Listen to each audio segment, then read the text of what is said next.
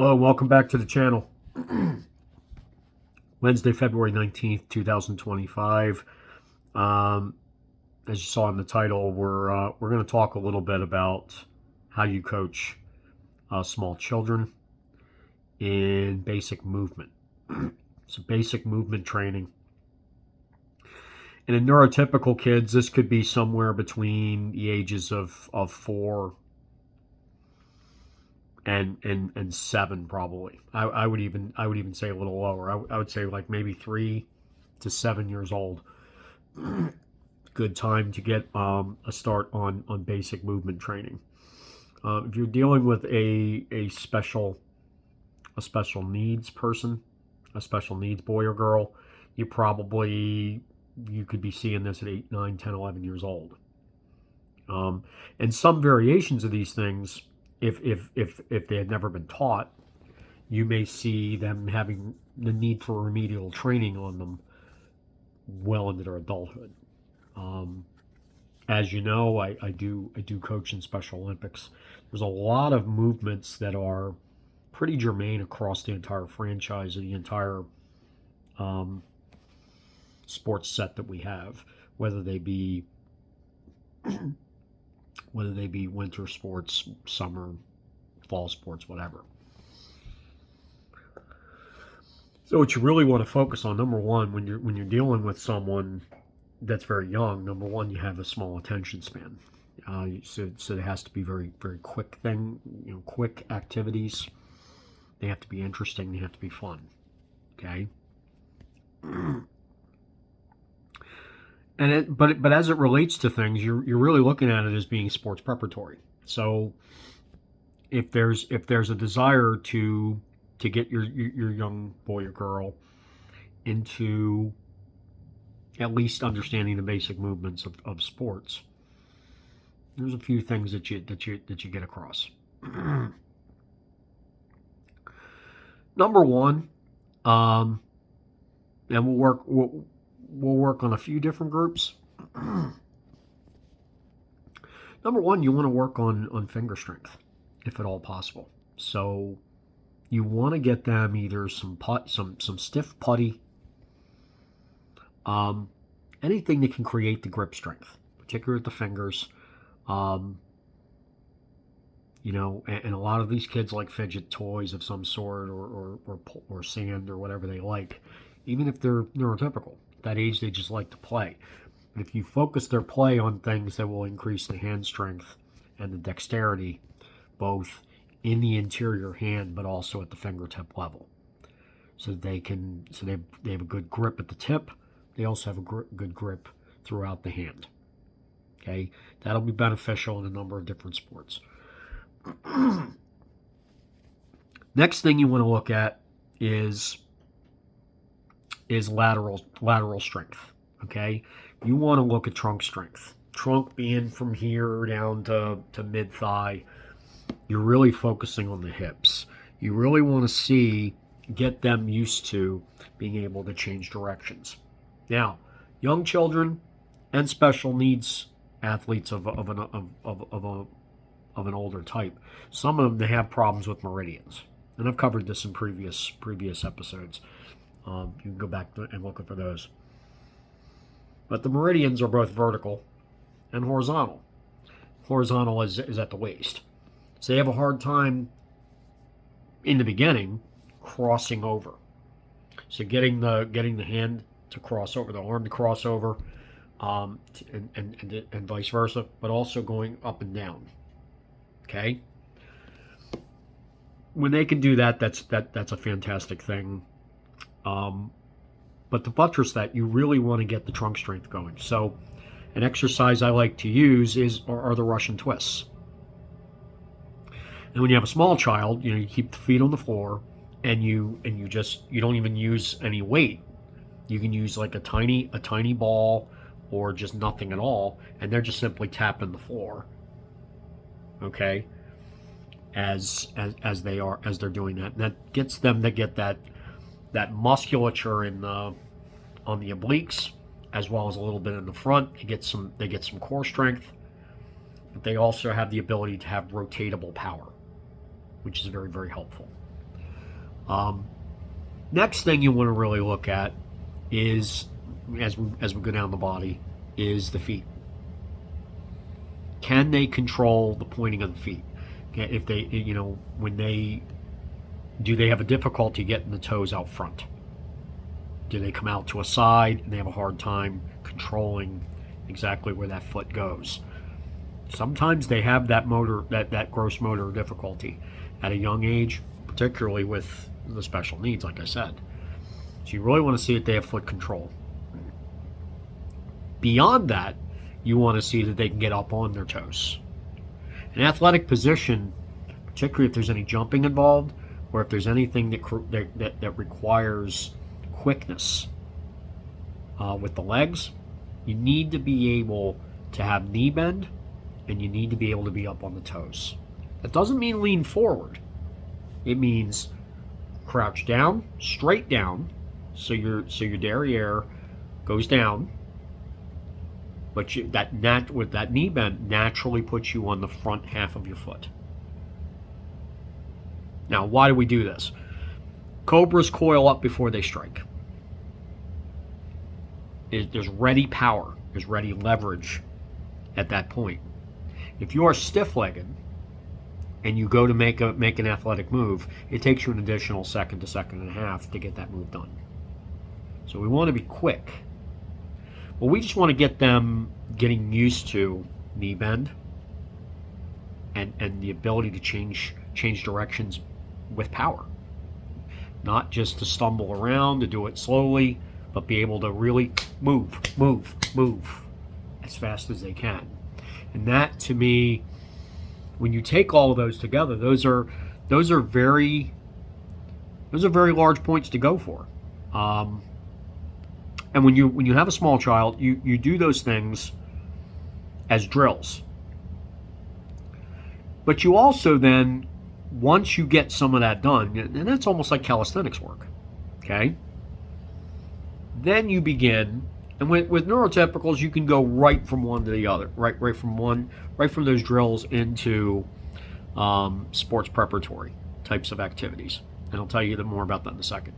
Special needs people, they will need an intermediate step, and that will be a little bit of hand over hand, meaning you have to model the behavior, help them, manipulate them in some situations, and teach them how to do it, get them the muscle memory that they need to be able to repeat that.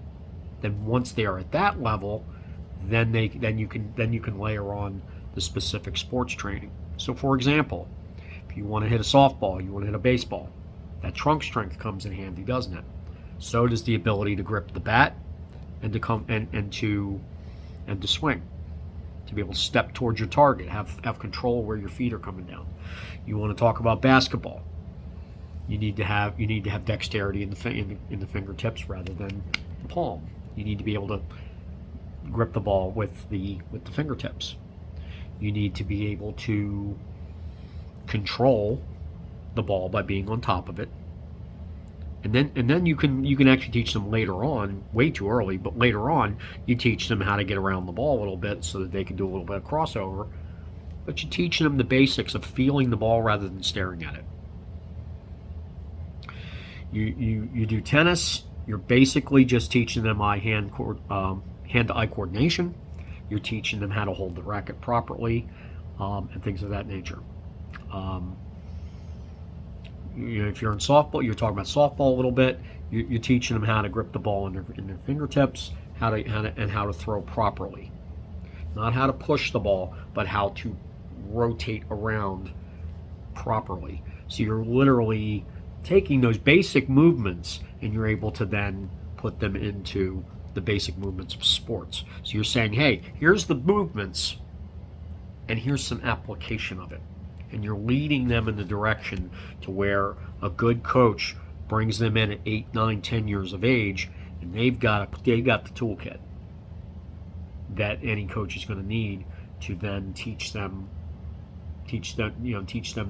the more intermediate and advanced stuff that they need if they're gonna go in high into hierarchy of a particular sport. They're going to play travel ball for baseball or whatever, or basketball or whatever it is. they need to be able to get to the advanced level. So getting them early is very important for that. So if you have a kid that you really want to get into athletics, you really want to start them in the 3, 4, 5 years of age category. And you got to be intentional about the movement, the teaching of movement. And that's not always done. There's a number of people that I end up coaching that don't even know how to get up on their feet, on their toes. Some of them, they know to get on their toes, but they think they have to lean forward, which is not the way it is. Because we also, one of the basic movements I also didn't tell you about is, when I'm talking about getting up on your toes, we teach a defensive position. We like to call it an athletic position. Because whether you're bowling, whether you're playing defense on basketball, whatever you're doing, when you have that knee bend and you do like you're halfway sitting on a chair, you got your feet out, you got your hands out extended, feet are like about shoulder width. You can play defense. You can do a lot of things. It teaches them not to play sports in a stiff-legged fashion. It teaches them how to be in an athletic position where they have ample leverage for whatever they're doing. When I'm teaching bowling, I see so many of them that have no leverage because they go up the lane stiff-legged and they chuck it. Number one, it's not a repeatable thing. Number two, it's a little frustrating that the ball won't go as fast as they want it to, and it won't go where they want it to go. So when you get leverage and you get to the point where you can teach it and make it repeatable, they begin to have much more success, which keeps them in the sport rather than deciding to go play with anime or dolls, whatever it is. You want to keep them in the sport, so you got to keep them having some success. So those are the things that we do right in the beginning. And this is not an endorsed Special Olympics video or anything, but Special Olympics does have a program that we run where we have them from age 2 to age 8. So age 2, 3, and 4, it's just games, like parachutes, stuff like that. They do some running around cones, very basic things just to get them active. We get them 5, 6, 7. Then we're really doing sports preparatory with a very short period of that movement education in the beginning, but we really transition them in that session meaning 7, 8, 9 visits of about an hour each. That's about all they can take. Normally our practices for our adult programs are 2 hours of practice, but a kid's going to really top out at about an hour, and that's breaks included.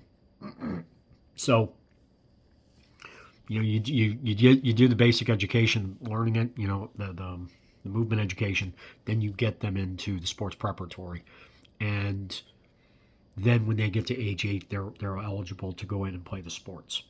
Typically, when they're eligible for the sports, they go into something called basic skills, and they can compete based on the skills. Think like the All-Star, the NHL All-Star game. They have the skills challenge. They have the slap shot. They have the speed skate. That stuff. It's basic skills of the game, and they get scored on them. And it's kind of like that. They shooting from particular places on the foul line, around the foul line, dribbling 20 meters timed, being able to pass against the wall and catch with some accuracy, those things, and then they're able to take those skills and then eventually get up onto the 3-on-3. Because I'm talking basketball here, the 3-on-3, for example, is a half court game. 5-on-5 is a full court game. So they have a glide path all the way up to that, and that's what we do. And we have some version of that in every sport, where they can aspire to go all the way up to where the big kids are playing, and they're kept around people typically of the same age and same ability set, which is a pretty good way of doing things. You don't always see that in rec ball for neurotypicals or in school age programs, particularly once you got into middle school. Then that's a scatter graph. You get what you get. Meaning there's all different kinds of abilities. But you do what you can early on to instill the love of sports, but particularly a love of movement, getting them moving, getting them respirating, but really getting them the coordination and the strength that they need in the extremities, that being the hands, the feet.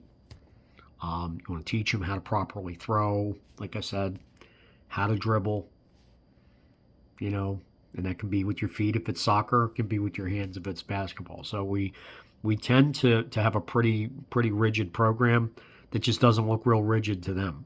It just looks like they're having fun and they're giggling the whole time. But you'll see one or two out of each group that they're deadly serious, and they're just different. And those are the kids that may end up being something at a high level. And isn't that always the way? But this gives them the basic beginning blocks that they need to get to where they need to go to. So, being this is a coaching channel, it really does start from the beginnings. And those positive habits give them the toolkits that they need to be successful at each level they come to, and possibly even dominate. Okay? So that's all I have for this week. Hope that's helpful. Yeah, would love to hear back from any of you. Feedback, criticism, praise, whatever it is, particularly the praise. That's pretty cool. But I want some conversation in here if I can possibly get it, whether that's in the current tense or in the future tense. I would certainly appreciate having some community here. So please like, comment, subscribe, hit the ringy dingy, say all. Spread the digital goodness far and wide to people that you love, or maybe even people that you hate because you think it sucks. I'll take it. A share's a share, and sharing is caring. Just help me build this. Make some comments in there, and let's see what we can do to try and build it this time. And like I said last week, I will leave it at that. Hope you have a great week. Coming towards the end of winter, and boy, couldn't come a day too soon. All right, you guys take care. Peace.